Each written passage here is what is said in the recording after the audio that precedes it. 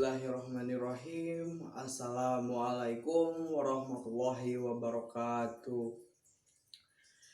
Izin memperkenalkan diri, nama saya Alif Ramdhani, NIM 1807115 dari Prodi PGSD Penjas 5C. Nah, di sini saya akan membahas tentang sebuah makna dari pendidikan jasmani bagi manusia.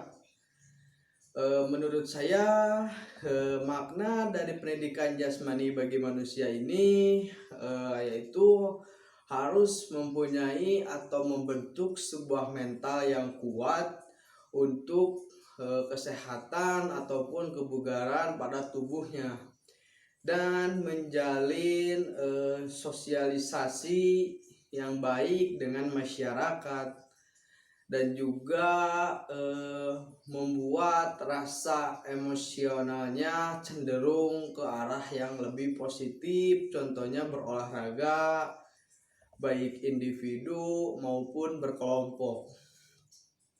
Nah, yang kedua yaitu fungsi pendidikan jasmani bagi kehidupan. Nah, fungsi pendidikan jasmani bagi kehidupan ini menurut saya bisa mengembangkan sikap yang mencerminkan sebuah karakter ataupun moral yang baik dengan masyarakat. Juga bisa meningkatkan hal pemahaman yang luas tentang olahraga, dan juga bisa memecahkan sebuah permasalahan tentang perkembangan gerak olahraga. Nah, bisa juga meluapkan rasa emosionalnya ke arah yang lebih positif, yaitu dengan berolahraga individu ataupun berkelompok. Nah, fungsi pendidikannya sebagai kehidupan juga bisa mengembangkan keterampilan atau sebuah bakat yang dimiliki pada olahraga, contohnya itu basket, voli, ataupun sepak bola. Nah, yang ketiga adalah sebuah permasalahan pendidikan jasmani di sekolah dasar. Menurut saya yang pertama adalah permasalahan yang paling utama adalah kesulitan mengajar karena sarana dan prasarananya kurang mendukung di sekolah tersebut. Nah, di sini saya pernah melakukan observasi di SD setempat dan menanyakan tentang permasalahan pembelajaran jasmani atau olahraga di SD tersebut. Nah, guru yang mengajar di SD tersebut menjawab tentang kekurangan sarana dan prasarana di sekolah tersebut. Nah, di sini menjelaskan bahwa di SD tersebut tidak mempunyai sebuah lapangan yang luas untuk berolahraga. Jadi guru tersebut mengajak anak didiknya mengelilingi lingkungan sekolah sambil berjalan-jalan. Yang kedua adalah alat penunjang untuk melakukan kegiatan olahraga, contohnya seperti permainan bola voli. Nah, guru di SD tersebut melakukan modifikasi bolanya, yaitu dengan bola plastik, karena bola volinya tidak ada. Nah, yang kedua adalah keluhan dari guru-guru lainnya, karena pada sesudah pelajaran olahraga biasanya anak didik tersebut merasa ngantuk, bau badan, dan juga tidak bersemangat pada saat pembelajaran yang lainnya. Nah, di sini menurut saya kembali lagi kekurangan sarana dan prasarana di sekolah tersebut. Kenapa? Seharusnya sekolah tersebut menyiapkan ruangan ganti pakaian sebelum dan sesudah pelajaran pendidikan jasmani ataupun olahraga. Jadi siswa yang sudah melakukan kegiatan olahraga di luar kan pastinya berkeringat. Nah, jika ada tempat ganti, nah anak-anak tersebut bisa menyegarkan diri di dalam ruangan tersebut agar bisa kembali bersemangat untuk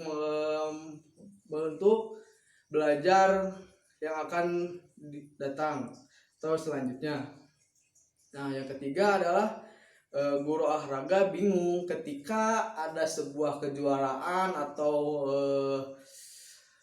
pertandingan olahraga. Nah, biasanya di sini kepala sekolahnya menyuruh atau menugaskan guru olahraga langsung terjun. Nah, padahal guru olahraga di sekolah ini hanya mendidik siswanya ketika di sekolah, bukan untuk melatih olahraga.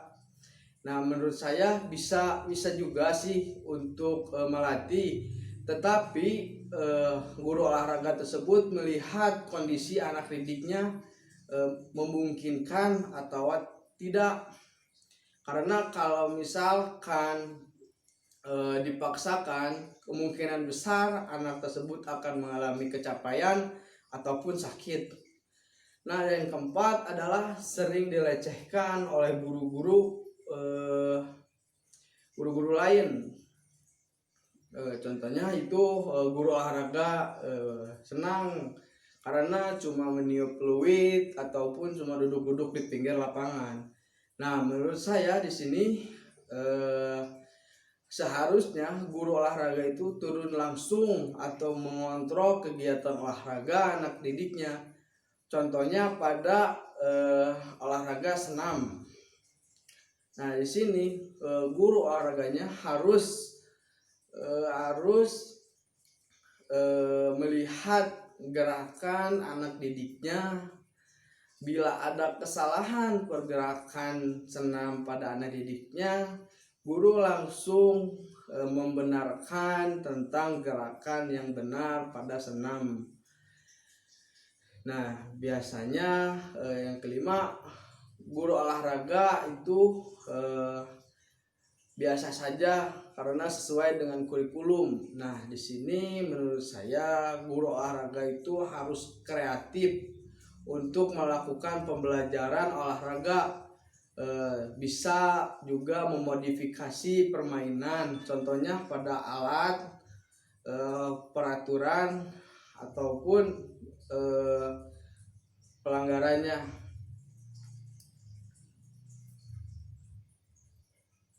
Nah, di sini yang keempat adalah landasan teori pendidikan jasmani.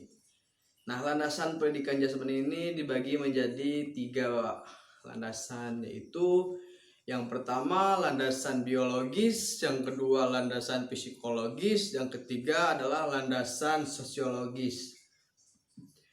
Nah, yang pertama adalah landasan biologis pada pendidikan jasmani. Nah, secara biologis manusia itu makhluk yang kreatif. Nah, pada pendidikan jasmani yaitu mengajarkan tentang kedisiplinan, itu tentang bentuk tubuh, mental ataupun sosial. Nah, sebenarnya bentuk tubuh manusia ini mengalami yang sangat cukup signifikan dalam pembentukan tubuh. Nah, yang paling terpenting yaitu kesehatan ataupun kebugaran pada tubuhnya. Nah, menurut saya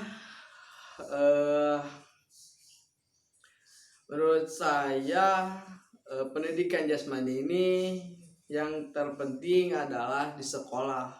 Kenapa di sekolah? Karena di sekolah itu sudah mempunyai sebuah variasi atau modifikasi tentang sebuah permainan yang dapat diajarkan langsung kepada anak didiknya agar anak didiknya itu sehat ataupun bugar pada tubuhnya. Nah, yang kedua adalah landasan psikologis pendidikan jasmani. Psikologis ini adalah ilmu kejiwaan atau ilmu sebuah pemikiran.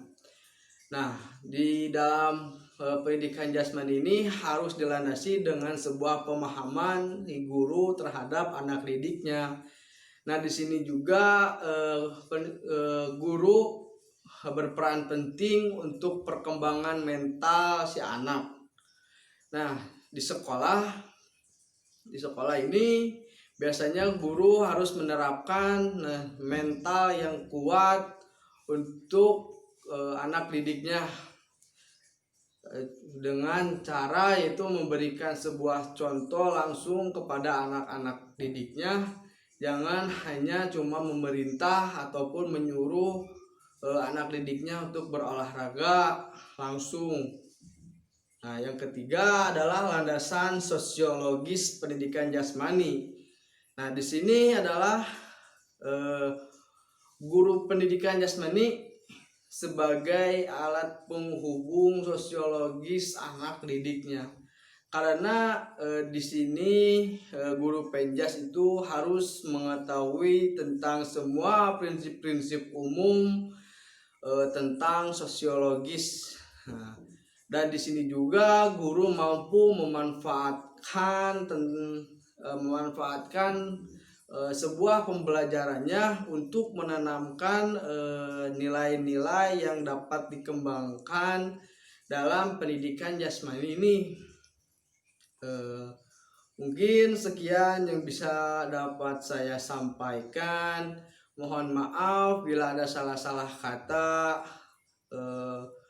Wabillahi taufiq wal hidayah. Wassalamualaikum warahmatullahi wabarakatuh.